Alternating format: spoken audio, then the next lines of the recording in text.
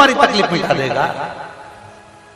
कष्ट है, कोई तुम्हारा कष्ट नहीं मिटा सकता। हमने पहले भी कथा में कहा, खांसी तुम्हें चल रही है, तुम्हें खांसना है, प्रदोष काल में, प्रदोष के दिन हमने पहले भी कहा कि एक दीप लगाना या जल चढ़ाना या शंकर को धतूरा चढ़ाना या चावल का दाना चढ़ाना या बेलपत्र चढ़ाना वो खाली नहीं जाता है। तुम्हारा प्रदोष के दिन, प्रदोष काल में लगाया गया दीपक एक ना एक दिन तुम्हारे घर में भी प्रकाश जरूर कर जाता है। थोड़ा ध्यान दीजिएगा। मान लो मेरे बेटा बेटी कहीं अप्लाई कर रहे हैं नौकरी के लिए या अन्य चीज के लिए, तो वो अगर बेलपत्री के मध्य पत्ती और ये दो पत्ती है, इस पत्ती के बीच की जो जगह होती है वहां यदि पीला चंदन और एक चावल का दाना लेकर हरीश्वर महादेव का नाम लेकर शंकर के शिवलिंग पर प्रदोष के दिन अगर चढ़ा देते हैं, तो वो बेटा बेटी जिस एग्जाम को दे रहा होता है अच्छी मेहनत के साथ, लगन के साथ, तो निश्चित है वो उसमें सफलता पाता जरूर। हरीश्वर महादेव, एक बार बोलो कौन से महादेव? हरीश्वर महादेव। एक चक्षु नारियल मतलब 10,000 नारियल में एक नारियल ऐसा होता है, एक श्रीफल ऐसा होता है जिसके 3 नेत्र की जगह 1 नेत्र होते हैं। कितने नेत्र होते हैं? 1 नेत्र। श्रीफल जो नारियल आप कलश पे रखते हो, जो नारियल आप मंदिर में ले जाते हो, पूजन करते हो, तो 3 चक्षु नारियल, 3 नेत्र वाला नारियल, अर्थात नारियल की जहां जटा होती है उसके 3 नेत्र होते हैं, 3 चक्षु होते हैं। और 1 चक्षु वाला, 1 नेत्र वाला 10 से 15,000 श्रीफल में, नारियल में एक नारियल ऐसा होता है जिसका 1 नेत्र होता है, उसमें 3 नेत्र नहीं होते, एक चक्षु होता है। तो महाराज शिव पुराण कहती है, स्कंद पुराण कह रही है कि 1 चक्षु जो नारियल होता है उसको शुक्रवार का जब प्रदोष पड़े, जिसको कहते हैं शुक्र प्रदोष। कौन सा प्रदोष होना चाहिए? शुक्रवार का प्रदोष। तो शुक्रवार के प्रदोष वाले दिन उस नारियल को एक बेलपत्री के साथ में महाराज अंदर तिजोरी में या अलमारी में, या आपकी जहां बरकत होती है, दुकान का जहां व्यापार व्यवसाय चलता है, अलमारी होती है या गुल्लक होती है या तिजोरी होती है या अलमारी होती है, उसमें उसको रख दिया जाता है। कब रखना है? शुक्रवार का प्रदोष के दिन। और शुक्र प्रदोष के दिन उसको रखने के बाद में दूसरा दिन, अर्थात शुक्र प्रदोष के दिन रख दो और शनिवार के दिन उसको निकाल लो, और निकालने के बाद उसको पूरे घर में घुमाने के बाद में श्री गणेश जी के मंदिर में, जो भी तुम्हारे घर में, तुम्हारे गांव में, तुम्हारे नगर में जो गणेश जी का मंदिर हो, उस मंदिर में ले जाकर उसको रखी आइए। वहां से मात्र 1 दुर्बा लेकर आइए, गणेश जी महाराज की चढ़ी हुई केवल 1 दुर्बा, और उस दुर्बा को दरवाजे की देहली पर छुलाकर उस दुर्बा को अपनी अलमारी में, अपनी तिजोरी में उसी दिन रख दो जिस दिन लेकर आयो महाराज। कभी जिंदगी में लक्ष्मी की कमी नहीं आ सकती, पर होना चाहिए 1 चक्षु नारियल। कभी संपदा की कमी नहीं आ सकती, कभी आपको नीचे की ओर नहीं जा सकते, आप उन्नति की सीढ़ी पर ही चढ़ोगे, अगर नहीं बढ़ो आगे ही बढ़ो। तो 1 चक्षु नारियल, तो जीवन का आनंद सुख। तो उसी तरह शंकर को पाना, शिव का स्मरण करना या शंकर का अनुमोदन करना।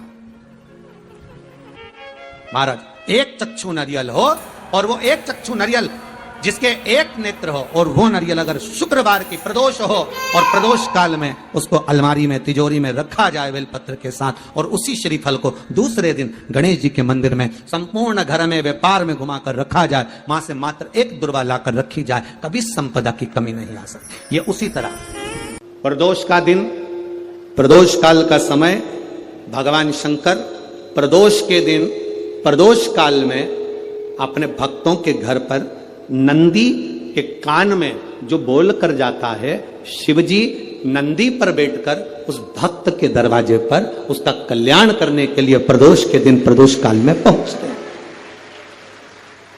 हर हर।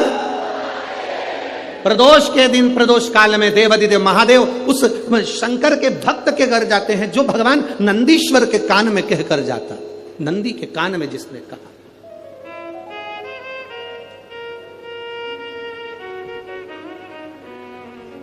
शंकर भगवान के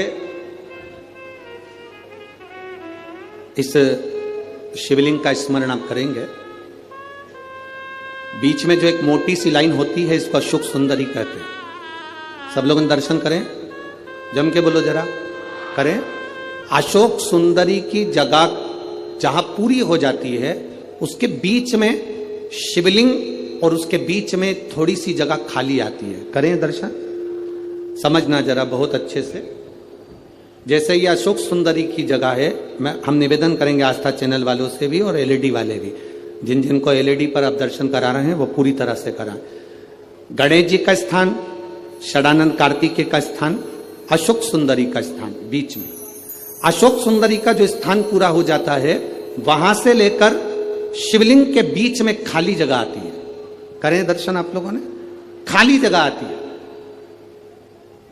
उस खाली स्थान की जो महत्वता है, ये जो अशोक सुंदरी से लेकर बीच में जो जगह है, ये भगवान शंकर की जो धर्म पत्नी है माता पार्वती, उनकी जो योगनियां हैं 64 योगनी, उनकी जो शक्ति पीठें हैं, उनकी जो सिद्धता है, उनकी जो सिद्धियां हैं, ये अशोक सुंदरी से शंकर के शिवलिंग के बीच में जो खाली जगह होती है, इस स्थान पर 64 योगनियां, देवियां, अष्ट सिद्धियां, नवनिधियां सब इस स्थान पर रहती है। इसलिए हमारे यहाँ शिव महापुराण की कथा कहती है, पूर्ण पूजन के बाद अगर कोई नारी, कोई पुरुष, कोई बच्चा, कोई बुजुर्ग अपने मन की बात का स्मरण इस जगह पर हाथ को रखकर, जैसे किसी के हृदय पर हाथ रखते हैं तो दिल धड़कता हुआ स्मरण होता है, उसी तरह यहाँ स्पर्श करेंगे और स्पर्श कर कर जब अपने मन की बात करते हैं तो देवाधिदेव महादेव नंदी के साथ आकर प्रदोष के दिन कार्य की सिद्धता पूर्ण करते हैं। उस स्थान की मूलता होती है, वो स्थान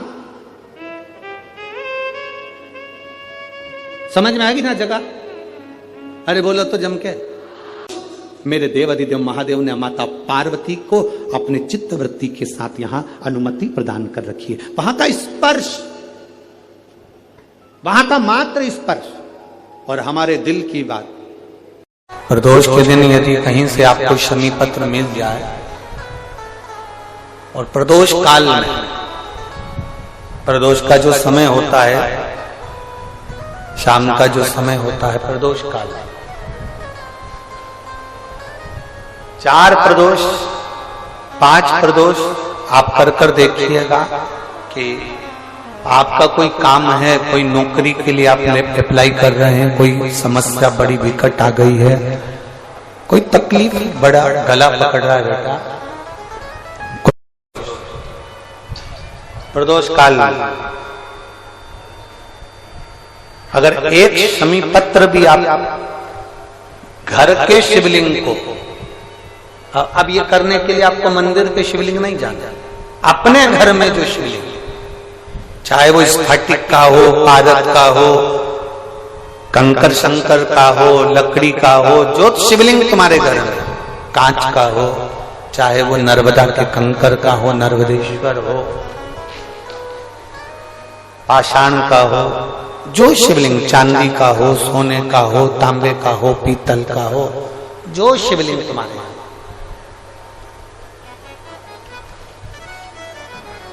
एक शमी पत्र यदि आप भगवान शंकर के शिवलिंग पर समर्पित कर रहे हो और उस शमी पत्र को उठाकर रात्रि को 9:15 की जो एक मुहूर्त होता है, एक समय होता है, जिस समय पर हम अपने मन की बात भगवान शंकर को कहते हैं, पूर्व में भी इसका वर्णन हम कर चुके हैं कथाओं में। उस 9:15 पर वो शमी पत्र को उठाकर एक कागज में, एक कटोरी में उसको रखते थे। 4 या 5 प्रदोष के उस शमी पत्र को अपने पास में रखिए और जिस कार्य के लिए जा रहे हो उसको जेब में ऊपर के भाग में उसको रखकर लेकर जाइए, आपका वो कार्य सफल होकर ही रहेगा, वो रुक नहीं सकता। शमी पत्र में इतना बल होता है, प्रदोष का जो शमी पत्र होता है वो बड़ा बलवान होता है, बड़ा। ध्यान करिएगा, सब जगह भटक ली है,